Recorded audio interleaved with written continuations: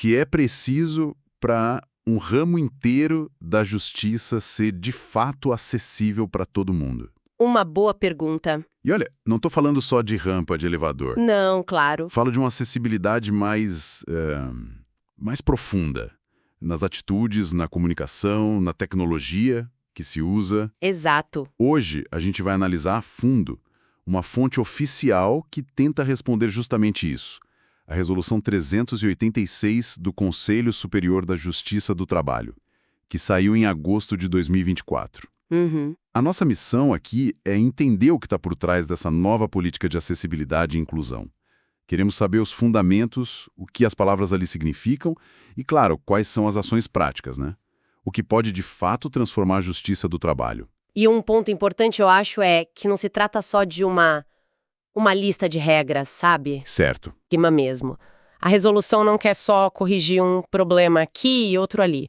Ela estabelece uma estrutura completa para combater o que ela mesma chama de capacitismo. Capacitismo, um termo forte. Sim, e para garantir que os direitos sejam integrados à própria gestão, de uma forma sistêmica. Ok, então vamos começar pelo começo. Por que uma política tão detalhada assim, agora? De onde vem essa iniciativa? Olha, ela não surge do nada de jeito nenhum. Imagino que não. A própria resolução, naquela parte dos considerandos, deixa claro que ela se apoia em pilares jurídicos e de direitos humanos muito, muito sólidos. Certo. O primeiro seria a Constituição, imagino. Exato. A base é a Constituição brasileira, que fala em dignidade humana, igualdade, mas o ponto talvez mais poderoso aí é o peso da Convenção da ONU sobre os direitos das pessoas com deficiência. E qual o peso real dessa convenção aqui no Brasil? Porque, vamos combinar, muitas convenções internacionais acabam sendo mais uma carta de intenções, né? Pois é, mas essa é diferente. Ah, é? No Brasil, a Convenção da ONU foi incorporada na nossa legislação com o status de emenda constitucional. Emenda constitucional, isso é. É o nível mais alto que existe. Na prática, significa que as diretrizes dela têm a mesma força que um artigo da própria Constituição. Nossa. Então, o que a Justiça do Trabalho está fazendo não é bem uma escolha, sabe?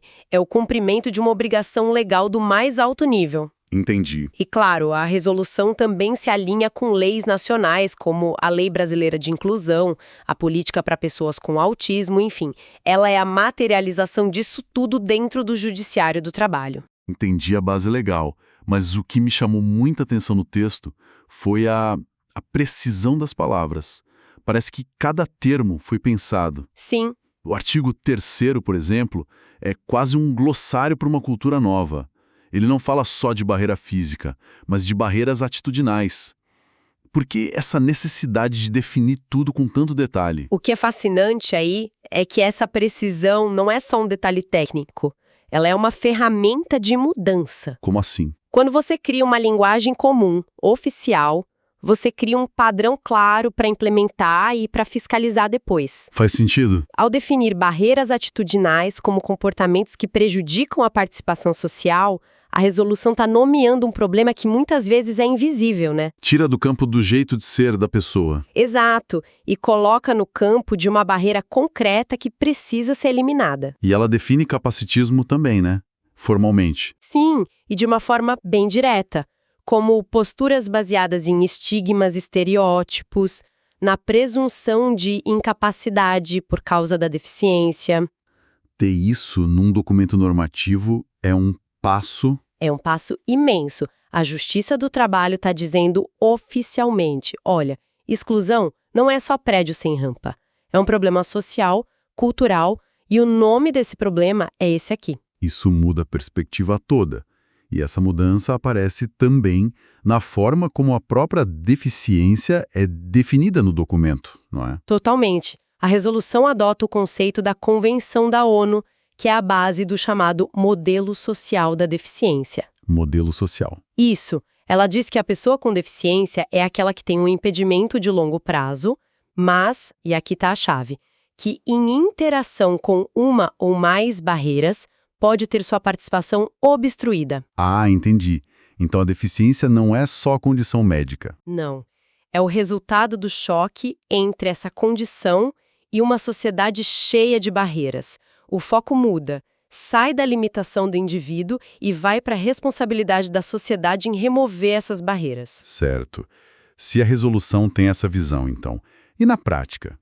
No dia a dia de um tribunal, o que muda? Quais são as ferramentas que o texto exige para isso sair do papel? É exatamente aí que a política mostra sua força, principalmente nos artigos 5º e 7º. Que são o coração da coisa. Sim. E a primeira medida é bem estrutural, de impacto direto, a reserva de 10% dos cargos em todos os concursos, para magistrados e para servidores. 10%. É um número bem significativo. Mas uma cota por si só garante a mudança? A gente vê em outros lugares que às vezes a pessoa entra, mas o ambiente não está preparado, ela não se sente parte. É uma preocupação muito pertinente, sim. A cota é a porta de entrada. É uma ferramenta para corrigir uma subrepresentação histórica, né? Certo. Mas a resolução entende que só isso não basta. E é por isso que ela traz uma série de outras ações que visam justamente criar essa cultura de pertencimento. Que tipo de ações? O que mais chamou atenção? Uma que no meio jurídico parece quase revolucionária. Opa! A exigência do uso de linguagem simples em todas as manifestações públicas da Justiça do Trabalho. Uau! Isso inclui sentenças e despachos? Inclui, desde o site até a própria prestação jurisdicional. Eu entendo o princípio, mas na prática como fica? O juridiquês, por mais que seja uma barreira, não existe também por uma busca de precisão técnica. Simplificar não corre o risco de criar brechas? É um equilíbrio, né? A diretriz não é para abandonar o rigor técnico, é para combater o hermetismo desnecessário. O objetivo é que a decisão seja compreensível para quem ela mais afeta, o cidadão.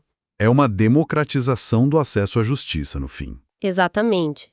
E essa barreira não afeta só pessoas com deficiência intelectual, afeta a maioria da população, né? Verdade.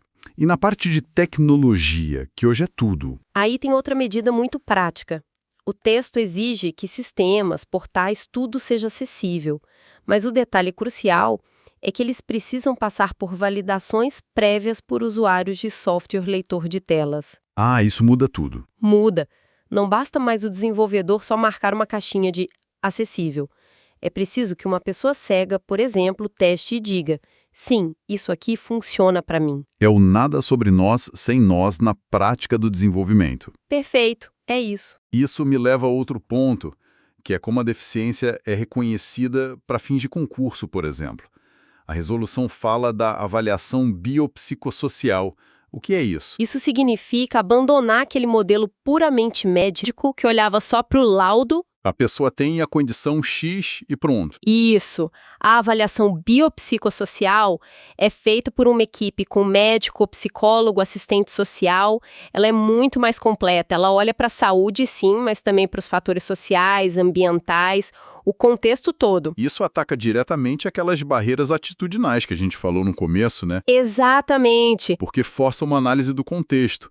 Impede que um laudo seja usado para justificar uma atitude de ela não consegue. A pergunta muda de qual é a sua limitação para quais barreiras nós, como instituição, precisamos remover para que essa pessoa participe plenamente. É uma inversão total da lógica. E essa lógica continua depois que a pessoa já está trabalhando? Sim.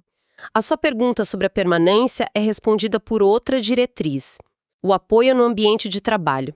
A resolução determina a compra de tecnologia assistiva para magistrados e servidores, inclusive para quem está em teletrabalho. Tecnologia assistiva seria o quê, por exemplo? Qualquer recurso que melhore a capacidade funcional da pessoa.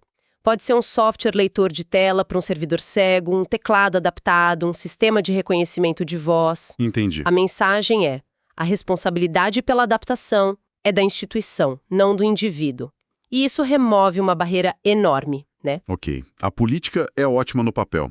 Definições claras, ações concretas, mas a pergunta que sempre fica é: quem fiscaliza? Quem garante que um tribunal, em qualquer lugar do país, vai de fato implementar isso? A resolução se preocupou bastante com isso. Ela cria uma estrutura de governança bem detalhada. Certo. Em nível nacional, tem um Comitê Gestor Nacional da Política, que vai definir metas, monitorar tudo. E como isso chega na ponta, nos tribunais? Cada Tribunal Regional do Trabalho precisa ter sua Comissão Permanente de Acessibilidade e Inclusão. E aqui vem o ponto crucial. Qual? Essas comissões devem ter obrigatoriamente a participação de pelo menos 2 magistrados ou servidores com deficiência. Então o princípio do nada sobre nós sem nós está na própria estrutura de fiscalização. Exatamente. As decisões não são tomadas só para as pessoas com deficiência, mas com elas. Garante que a perspectiva de quem vive as barreiras esteja na mesa. Muito bom. E vai além. O texto exige que os tribunais criem uma unidade administrativa própria e exclusiva para o tema, e que essa unidade seja subordinada direto à alta gestão do tribunal. Isso é interessante, não tem o risco de essa unidade acabar isolando o tema? Tipo, a acessibilidade vira problema só daquele setor? É um risco real, claro. Mas a forma como foi estruturada aqui tenta evitar isso. Ao subordinar essa unidade à presidência do tribunal, o recado é que o tema é estratégico. Não é uma tarefa secundária de um departamento qualquer. Não. É uma área com status, com equipe, que reporta direto para o topo. A mensagem é que inclusão não é um projetinho paralelo, é parte central da estratégia da instituição. Então, para a gente amarrar tudo, a Resolução 386 é muito mais que um documento de intenções. É um plano de ação detalhado, com base legal sólida, que redefine o que é inclusão na justiça do trabalho. Exato. Ela ataca as barreiras físicas, mas o foco mesmo é no atitudinal, no comunicacional, no tecnológico. E ainda cria uma estrutura para garantir que saia do papel. Perfeito. E tem uma palavra-chave no artigo 5º que resume a filosofia toda por trás disso. Transversalidade. Transversalidade. Sim. A resolução define isso como a integração das diretrizes da política ao conjunto de estratégias de ação institucionais. Em outras palavras, acessibilidade e inclusão não são responsabilidade só daquela unidade ou da comissão. Elas devem permear todas as áreas, do setor de compras, ao TI, a comunicação, a gestão de pessoas. é uma mudança que exige que todo mundo dentro da organização pense sobre o assunto. Sim, é uma mudança cultural profunda. E isso nos leva a uma reflexão final, eu acho. Manda. A resolução estabelece um modelo muito avançado para um órgão público. E a provocação que fica é: como seria se outras organizações, públicas e privadas, adotassem esse mesmo princípio de transversalidade? Não só como uma política no papel, mas como um elemento central da sua cultura. Que tipo de transformações isso poderia gerar no mercado de trabalho, no acesso a serviços e, bom, na sociedade como um todo?